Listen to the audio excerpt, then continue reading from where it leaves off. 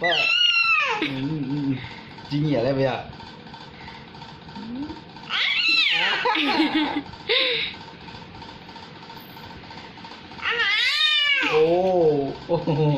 Đừng đọt thế rồi. Xích chót thế.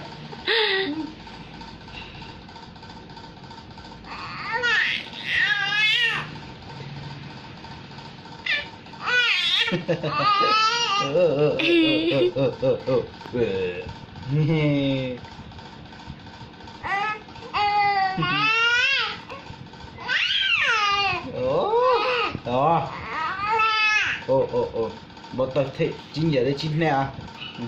Luôn luôn đó.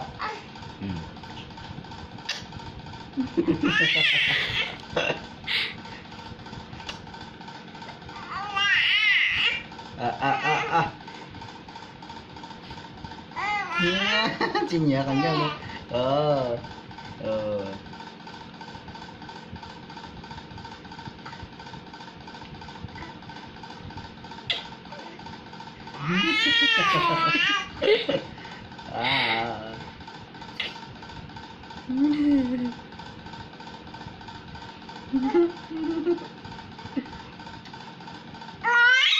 Wow.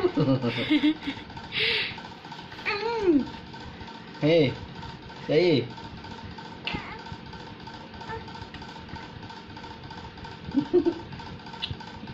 Xích tốt rồi.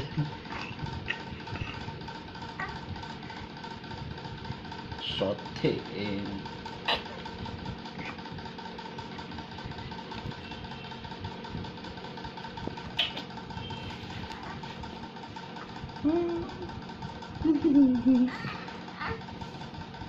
Không có tờ gì.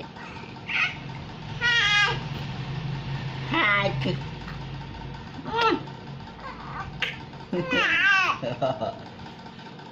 Sợ. Ngồi đây, nóng quá này. Trời đã khó. Ôi dồi ôi, đẹp ra chứ. Ui, chị đâu khó hết đây.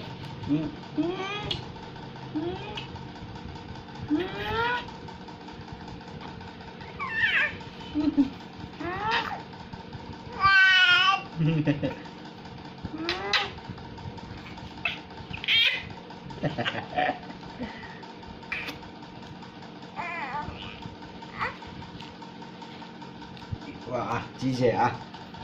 Chị rẻ à? Xin cho thế này. Hả?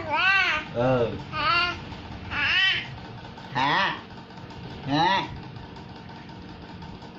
Hả? Sợ.